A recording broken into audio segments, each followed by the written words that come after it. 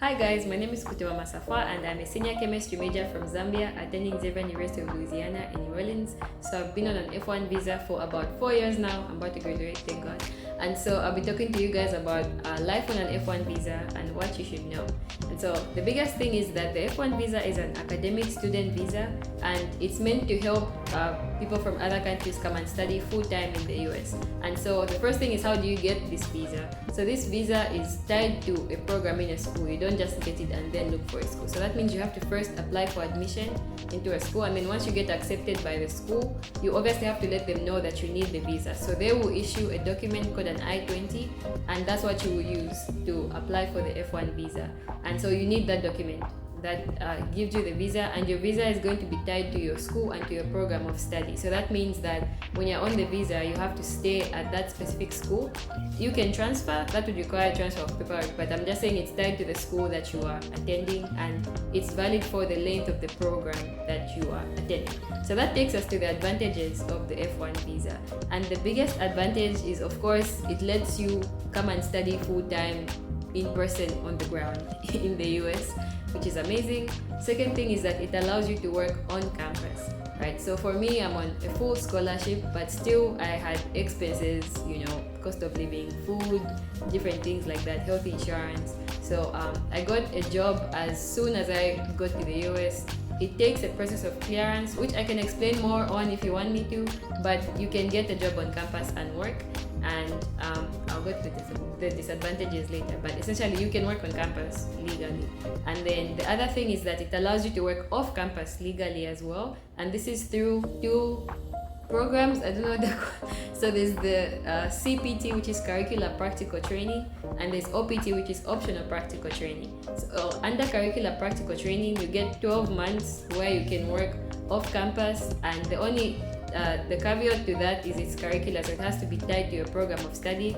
So it's either your school has to give you credit for doing it, or it has to be required for you to graduate. So there are some programs that will require you to do an internship for you to graduate. So you can do that. You just have to get authorized through your school.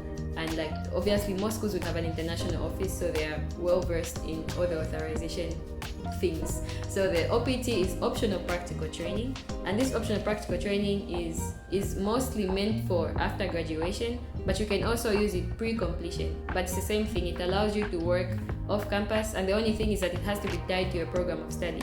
So curricular has to be required, while optional is optional.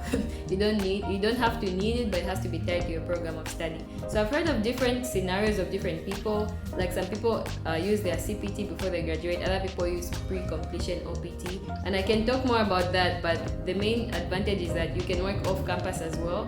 And if you're in a STEM program, like me, I'm in chemistry, you get 3 years after graduation, because you can have OPT for 12 months as well, and you can have STEM OPT where you can work for additional years, still under the bracket of an F1 visa. You don't have to get a green card or anything like that for you to stay in the US after graduation. So those are the advantages of being on an F1 visa. Another thing is it lets you travel. I forgot to mention that.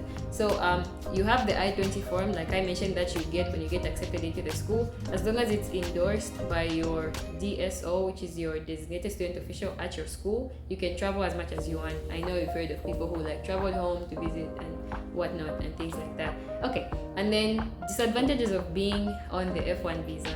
The first thing is that you have to go through so much paperwork and not red tape, that's the wrong word to use, but yeah, for you to work you have to get a social security card, and for your OPT and for your CPT you need to go through all these processes of authorization and whatnot. So you really need to be strong, to go through all of those. And that takes us to the second thing, which is that there are certain programs that you won't qualify for here in the US because they require citizenship. So obviously you want to do an internship as well, but most of them most of them do require citizenship. But I will say you will I've been on internships the whole time up, all the summers that I've been here. So there are programs that you will qualify for, but also sometimes it may be hard to find programs, or you may find a program that you really love but it needs citizenship. So that's something to be aware of, keep in mind.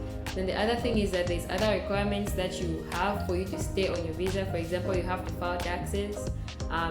I won't go into that. If you want me to explain more, you can tell me to make a video. That's the US is complicated for no reason. Anyway, you have to file taxes and just like other things that you have to do to maintain this visa. And I feel like there's something that I am forgetting, and I hope it comes back. But yes, there's the other disadvantage that came and went. Oh my goodness, it just I'm going to pause this video. I remembered. It's that you're restricted to the number of hours you can work in a week. So I said you can work on campus, but you can only work for 20 hours a week. Though this is really like, honestly, if you're taking classes and classes on average are maybe 16 credit hours, 20 hours is not bad. Like, you don't want to also overwork yourself and then not pass your classes. That's a whole other thing. So yeah, you're restricted to the number of hours that you can work in a week. But yeah, the systems are in place. It will take a lot of studying and knowledge. I would advise you to just talk to people who are on the visa. Like, if you want to talk to me, let me know in the comments down below. I'll definitely respond as soon as I can to any questions that you ask. But also read up on it as much as you can. Watch videos of people like this one. And keep learning more, because yeah, it's a lot of like paperwork and many things that you need to be aware of. I'm still learning even while I'm here, because it's just, there's a lot that you need to know. But the good part is I'm here and I'm studying. As I said, I'm about to graduate. I'm applying for graduate programs. So it's really an amazing opportunity, and I advise you to really go for it full force and like, you know, apply to schools if you haven't applied yet. If you're already accepted, congratulations, and you know, start reading up on the processes that are needed. And yeah, thanks for watching. Let me know if you want me to make another video on another aspect. I would love to do that. And yeah,